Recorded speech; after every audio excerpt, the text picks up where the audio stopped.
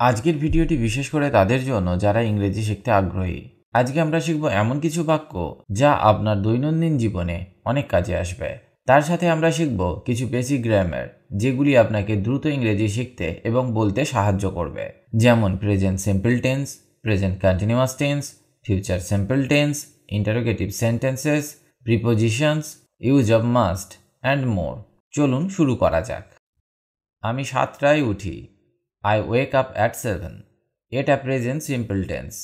এই টেন্সটি অভ্যাসগত কাজ বা রুটিন বর্ণনা করতে ব্যবহৃত হয়, যেমন সকাল 7টায় ওঠা একটি অভ্যাস। প্রেজেন্ট সিম্পল টেন্স সাধারণত এমন ক্রিয়াগুলি নির্দেশ করতে ব্যবহৃত হয় যা নিয়মিতভাবে ঘটে বা সাধারণ সত্য এবং অভ্যাসগুলো বোঝায়। প্রেজেন্ট সিম্পল টেন্স গঠনের নিয়ম হলো subject plus verb plus object. মানে প্রথমে আপনাকে সাবজেক্টকে বসাতে হবে, তারপর ভার্ব বসবে, তারপর অবজেক্টকে বসাতে হয়। তবে যদি বাক্যে অবজেক্ট থাকে তাহলেই বসাতে হয়, না হলে কোনো প্রয়োজন নেই। আমি বাংলায় কথা বলি। I speak Bengali. এখানে আমি বা আই হলো সাবজেক্ট এবং কথা বলি মানে স্পিক হলো ভার্ব, বেঙ্গলি হলো অবজেক্ট। আশা করি এই উদাহরণটিতে আমি আপনাকে সেন্টেন্স স্ট্রাকচার বোঝাতে পেরেছি। আর একটা উদাহরণ দেখা যাক। আমরা রবিবার সিনেমা দেখি। We watch movies on Sundays. চলুন পরের বাক্যটা শেখা যাক। সে এখন কাজ করছে। He is working now. He is working নাও। এটি প্রেজেন্ট কন্টিনিউয়াস টেন্স। বর্তমান সময়ে কোনো কাজ চলছে বা ঘটছে এমন বোঝাতে প্রেজেন্ট কন্টিনিউয়াস টেন্সকে ব্যবহার করা হয়। এই বাক্যটি গঠনের নিয়ম হলো subject plus am is are plus verb plus ING. মানে প্রথমে সাবজেক্টকে বসাতে হবে, তারপর সাবজেক্ট অনুসারে অ্যাম, ইজ অথবা আরকে বসাতে হবে, তারপর ভার্ব বসবে এবং ভার্বের সাথে আইএনজিকে যোগ করতে হবে। এই টেন্সটি বর্তমানে ঘটছে এমন ক্রিয়াগুলি বর্ণনা করতে ব্যবহৃত হয়। ফর এক্সাম্পল, আমি বাংলায় কথা বলছি। I am speaking Bengali. এখানে আমি বা আই হলো সাবজেক্ট, অ্যাম হলো হেল্পিং ভার্ব এবং বলছি বা স্পিকিং হলো মেন ভার্ব, যা স্পিকের সাথে আইএনজি যুক্ত হয়েছে টেন্সের নিয়ম অনুসারে। আশা করি আমি আপনাকে প্রেজেন্ট কন্টিনিউয়াস টেন্সটাও বোঝাতে পেরেছি। এবার আমরা শিখব future simple tense. For example, আমরা কাল আসব। We will come tomorrow. We will come tomorrow. এটি একটি ফিউচার সিম্পল টেন্সের উদাহরণ। এই টেন্সটি ভবিষ্যতে ঘটবে এমন ক্রিয়াগুলি বর্ণনা করতে ব্যবহৃত হয়। ফিউচার সিম্পল টেন্সের ব্যবহার করে আমরা এমন ঘটনা বা ক্রিয়া বোঝাতে পারি যা ভবিষ্যতে ঘটবে বা সম্পন্ন হবে। এটি সহজেই ভবিষ্যতের পরিকল্পনা এবং ইচ্ছাগুলি বোঝাতে ব্যবহার করা যায়। ফিউচার সিম্পল টেন্স গঠনের নিয়ম হলো subject plus will plus verb plus object. মানে প্রথমে আপনাকে সাবজেক্টকে বসাতে হবে, তারপর উইল বসবে, তারপর ভার্ব বসবে, তারপর অবজেক্টকে বসাতে হবে। আর একটা উদাহরণ দেখা যাক। তারা পরে আসবে। They will come later. They will come later. আমরা নতুন কিছু শিখব। We will learn something new. We will learn something new. এবার আমরা শিখব ইন্টারোগেটিভ সেন্টেন্স বা প্রশ্নমূলক বাক্য। ইন্টারোগেটিভ সেন্টেন্স বা প্রশ্নবাচক বাক্য হল সেই বাক্য যা একটি প্রশ্ন জিজ্ঞাসা করতে ব্যবহৃত হয়। প্রশ্নবাচক বাক্যগুলি সাধারণত কি, কখন, কোথায়, কে, কেন, কিভাবে ইত্যাদি প্রশ্নসূচক শব্দ দিয়ে শুরু হয়। এদের গঠনের নিয়ম হলো প্রথমে আপনাকে প্রশ্নসূচক শব্দকে বসাতে হবে, তারপর হেল্পিং ভার্ব বসবে, তারপর সাবজেক্টকে বসাতে হবে, তারপর ভার্ব বসবে। ফর এক্সাম্পল, তুমি কি ইংরেজি শিখছো? Are you learning English? Are you learning English? এখানে আর হলো হেল্পিং ভার্ব, ইউ হলো সাবজেক্ট এবং লার্নিং হলো ভার্ব। আরেকটি উদাহরণের মাধ্যমে ইন্টারোগেটিভ সেন্টেন্স শেখা যাক।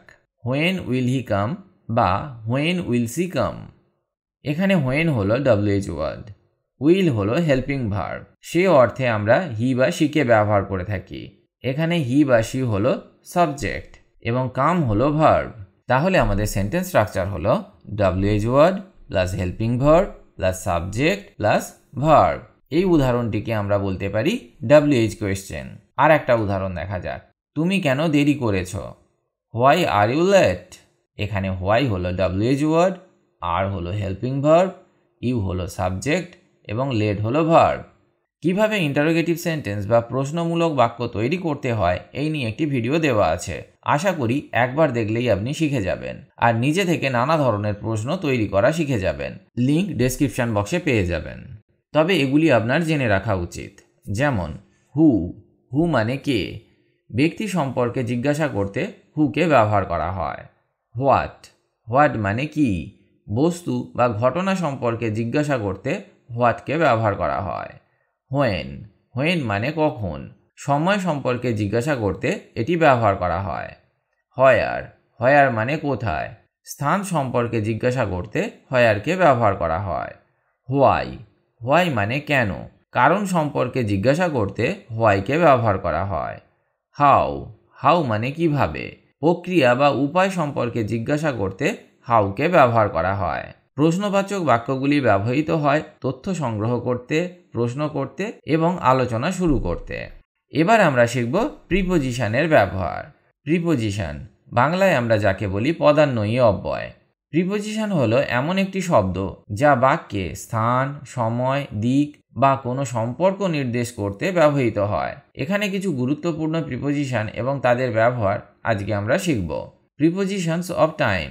অ্যাট, আমি রাত 8টায় বাড়ি ফিরি। I return home at 8 PM। At ব্যবহৃত হয় নির্দিষ্ট সময় নির্দেশ করতে। অন, আমরা রবিবার দেখা করব। We will meet on Sunday. On ব্যবহৃত হয় নির্দিষ্ট দিন বা তারিখ নির্দেশ করতে। যেমন এখানে সানডে হলো একটা দিন, ইংরেজি গ্রামারের নিয়ম অনুযায়ী সপ্তাহের দিনের আগে অনকে বসানো হয়। ইন, আমি সকালে উঠি। I wake up in the morning. In ব্যবহৃত হয় মাস, ঋতু, বছর বা দিনের নির্দিষ্ট অংশ নির্দেশ করতে। এবার আমরা শিখব প্রিপোজিশন অফ প্লেস। অ্যাট, সে স্কুলে আছে। He is at school. At ব্যবহৃত হয় নির্দিষ্ট স্থান নির্দেশ করতে। ইন, আমি ঘরে আছি। I am in the room. In ব্যবহৃত হয় কোনো সীমানার মধ্যে নির্দেশ করতে। অন, বইটি টেবিলের ওপর আছে। The book is on the table. On ব্যবহৃত হয় কোনো পৃষ্ঠের ওপর নির্দেশ করতে। এবার আমরা শিখব প্রিপোজিশন অফ রিলেশনশিপ। যেমন অফ, সে আমার বন্ধু। He is a friend of mine. এখানে আমরা অফকে ব্যবহার করলাম কোনো সম্পর্ক বা মালিকানা নির্দেশ করতে। উইথ, আমি তার সাথে গিয়েছি। I went with him. এখানে উইথকে ব্যবহার করা হলো সহাবস্থান বা সহকারী নির্দেশ করতে। প্রিপোজিশন ব্যবহার করলে বাক্যগুলি সঠিক ও অর্থপূর্ণ হয়। এগুলির যথাযথ ব্যবহার শিখলে আপনার ইংলিশ স্কিল অনেক ইমপ্রুভ করবে। আজকে আমরা যে এসেনশিয়াল বাক্যগুলি শিখব সেগুলো তৈরি করতে এই গ্রামারগুলি কাজে আসবে। তাহলে চলুন বাক্যগুলি শিখে নেওয়া যাক। তুমি কখন আসবে? When will you come? তিনি সকাল 10টায় আসেন। He comes at 10 o'clock। আমরা সন্ধ্যা 6টায় খাই। We eat at 6 PM। তারা রাত 8টায় যাবে। They will go at 8। এখন কয়টা বাজে? হোয়াট টাইম ইজ ইট নাও?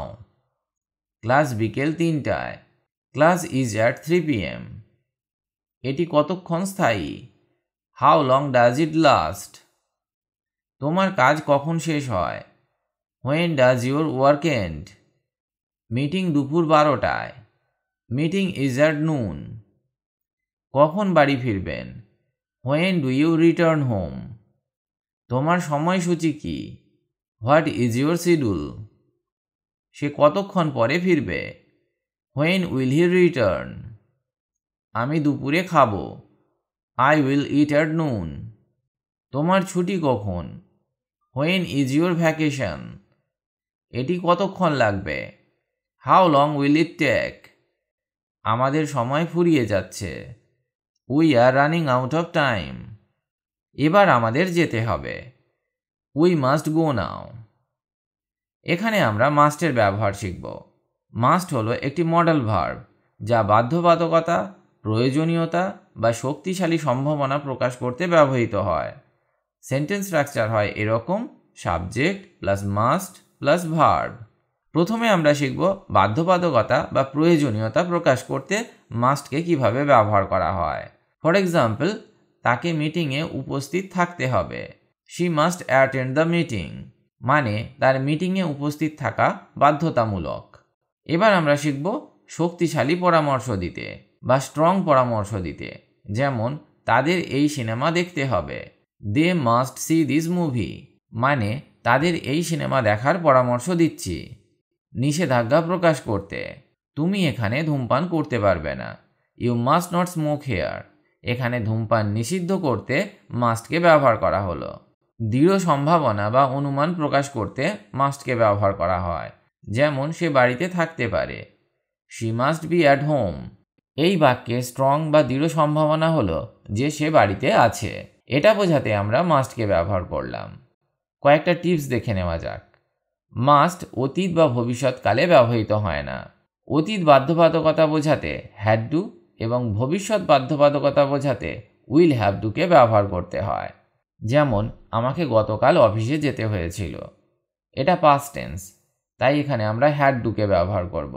যেমন I had to go to the office yesterday. আর একটা উদাহরণ দেখা যাক, তোমাকে আগামীকাল মিটিংয়ে যেতে হবে, এটা ফিউচার টেন্স, তাই এখানে আমরা উইল হ্যাভ টুকে ব্যবহার করব। You will have to attend the meeting tomorrow, you will have to attend the meeting tomorrow. Must প্রায়শই ফর্মাল বা স্ট্রং অ্যাডভাইস দেওয়ার জন্য ব্যবহৃত হয়, যেখানে শুডকে milder or more casual advice মানে হালকা বা সাধারণ পরামর্শ দেওয়ার জন্য ব্যবহৃত হয়। ফর এক্সাম্পল, তোমাকে ডাক্তার দেখাতে হবে, you must see a doctor, এটা স্ট্রং অ্যাডভাইস। তোমার ডাক্তার দেখানো উচিত, you should see a doctor, you should see a doctor, এটা হালকা পরামর্শ বা মাইল্ডার অ্যাডভাইস। আশা করি আমি আপনাকে মাস্টের ব্যবহারগুলি শেখাতে পেরেছি।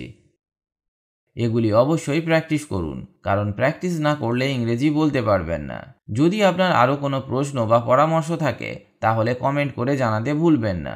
Remember to like, share and subscribe to our channel for more exciting content. আপনাদের সাপোর্ট আমাদের আরও ভালো কন্টেন্ট তৈরি করতে উৎসাহ দেয়। Thank you for watching and see you in our next video.